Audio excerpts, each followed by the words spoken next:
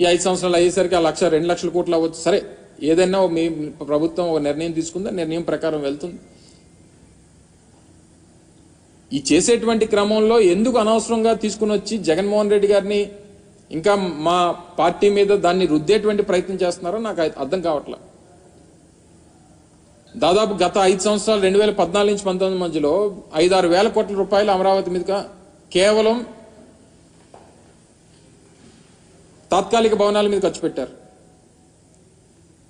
తాత్కాలిక భవంతులు కట్టి వేల కోట్ల రూపాయలు ఖర్చు పెట్టేటువంటి కార్యక్రమం చేశారు. ఇది శాశ్వత నిర్మాణాలు. అవి ప్రభుత్వానికి సంబంధించింది, ప్రభుత్వం వినియోగించాల్సినటువంటి అవసరం ఉంది, ప్రభుత్వం దానికి సంబంధించినటువంటి నిర్ణయాలు తీసుకోవాల్సినటువంటి అవసరం ఉంది. అవి తీసుకోవడం మానేసి ఊర్లో వెనకాతలు ఉన్న కార్యకర్తలందరినీ కూడా అందులోకి తీసుకుని వెళ్ళిపోయి రేపు చీఫ్ గెస్ట్లు ఎవరన్నా వస్తారు, పెద్దలు ఎవరన్నా వస్తారు, రాష్ట్రపతి వస్తారు, లేకపోతే ప్రధానమంత్రి వస్తారు, మీరు మొత్తం అంతా కూడా కెమెరాలో ప్రతి ఒక్కటి చూపించారు అంతనా. అంటే ఒక చీఫ్ గెస్ట్లో లేకపోతే విఐపీసో వివిఐపీసో ఉండేటువంటి దాన్ని బ్లూ ప్రింట్ అసలు బయటికి వెళ్ళడానికి లేదు. గతంలో మేము ప్రారంభించినప్పుడు కూడా మీరు అందరూ అడిగారు, నేను మంత్రిగా ఉన్న ప్రారంభంలో నేను కూడా పాల్గొన్నా. సో దీన్ని ఏ రకంగా వినియోగించాలనేటువంటి దాని మీద ప్రభుత్వం నిర్ణయం తీసుకోబోతా ఉంది. కొన్ని సెక్యూరిటీ రీజన్స్ ఉన్నాయి. డెఫినెట్గా నిర్ణయం తీసుకునేటువంటి క్రమంలో మళ్ళీ మీ దృష్టికి తీసుకొస్తాం అనేటువంటి మాట మీకు చెప్పాం. సో ఇవన్నీ మానేసి ఏదో మనకి అధికారం ఇచ్చారు కదా అని చెప్పి ఎక్కడికన్నా చూపించమనండి, అన్నిని అలాగే చూపించమనండి. గతంలో మేము 5 సంవత్సరాల్లో చేసినటువంటి అభివృద్ధి కార్యక్రమాలు కూడా అలాగే ఆ శాసనసభ్యుల్ని తీసుకొని వెళ్ళి చూపించమనండి. భోగాపురంలో ఇంటర్నేషనల్ ఎయిర్పోర్ట్ నిర్మాణం జరుగుతోంది, చూపించమనండి. ఇదిగో మీ 5 సంవత్సరాల్లో మీరు ప్రారంభించినటువంటి కార్యక్రమాలు, చేస్తున్నటువంటి పనులు ఇగో ఇవి చేశారు, మీరు చూపించమనండి.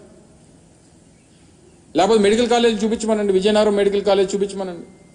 లేకపోతే ఉద్యానంలో కట్టినటువంటి హాస్పిటల్ చూపించమనండి, లేకపోతే వాటర్ ప్రాజెక్ట్ చూపించమనండి, లేకపోతే పాడేరులో మన మెడికల్ కాలేజ్ నిర్మాణం, నర్సీపట్నంలో మెడికల్ కాలేజ్ నిర్మాణం,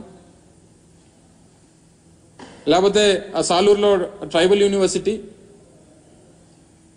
Parvathipuram medical college, Kurupam engineering college, ఇవన్నీ చూపించమనండి. నిర్మాణాలు జరుగుతూ ఉన్నాయి, కొన్ని నిర్మాణాలు పూర్తి అయిపోయినాయి. మూలపేటలో హార్బర్, మూలపేటలో మన పోర్ట్ నిర్మాణం జరుగుతూ ఉంది, చూపించమనండి. ఫిషింగ్ హార్బర్లో అనేక పోర్టులు ఉత్తరాంధ్రకు సంబంధించి ఇన్ని ప్రాజెక్టుల నిర్మాణం చేపడతా ఉన్నాం. ఇన్ని ప్రాజెక్టుల నిర్మాణంకి మేము ముందుకు తీసుకుని వచ్చి ఇన్ని కార్యక్రమాలు చేశాం. ఇవన్నీ మర్చిపోయి అది తీసుకుని వచ్చి ఏదో జగన్మోహన్ రెడ్డి గారు సొంత భవనంలో చూపిస్తారా? ఇప్పటికన్నా మీకు అవకాశం వచ్చింది. ఈ సందర్భంలో అసలు మేము మాట్లాడకూడదు అనుకున్నాం. మీకు 6 నెలల్లో సంవత్సరం సమయం ఇవ్వాలి. అధికారం ప్రజలు ఇచ్చారు, దాన్ని ఏ రకంగా మీరు వినియోగించుకుంటారో. మేము ప్రజలకు చాలా మంచి చేశాం, మాకన్నా మంచి చేస్తారని చెప్పి ఆశించి మీకు ఓట్లేశారు. దాన్ని ఏ రకంగా నిలబెట్టుకోవాలనేటువంటి ప్రయత్నం చేయాలి తప్ప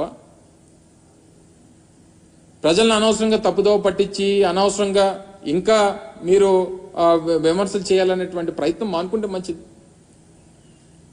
ఇదే గంటా శ్రీనివాసరావు గారు ఆ రోజు మొదట్లో 2019లో విశాఖపట్నం రాజధాని అని చెప్పి ఒక నిర్ణయం మా ప్రభుత్వం చేసినప్పుడు స్వాగతించింది ఆయనే మొదటగా. మరి వారికి గుర్తుందో లేదో నాకు తెలియదు, కానీ నాకైతే బాగా గుర్తుంది.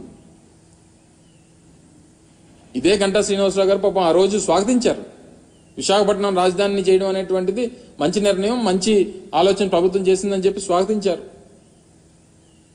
సరే, ఇప్పుడు ఏదేమైనప్పుడా నిర్ణయాలు ఆయన ఆలోచనలు మారినా ఏది మారినా ఇది ప్రభుత్వంలో ఉండగా అధికార పార్టీలో ఉన్నారు, వారు అధికారంలో ఉన్నారు. ఈ రకమైనటువంటి దుష్ప్రచారం అనేటువంటిది సమంజసం కాదు. ఇప్పటికన్నా అది ప్రభుత్వ భవనాలు అనేటువంటిది వారన్నా గ్రహించాలి.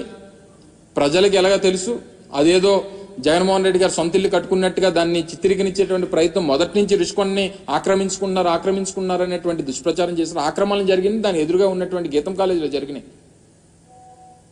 దాదాపు 23 ఎకరాలు ప్రభుత్వ భూములు ఆక్రమించుకుంది ఆయన. దాన్ని బయట పెట్టేటువంటి కార్యక్రమం చేస్తాం. అందులో 13 ఎకరాల్లో అయితే ఏకంగా నిర్మాణాలు చేస్తారు గవర్నమెంట్ ల్యాండ్స్లో.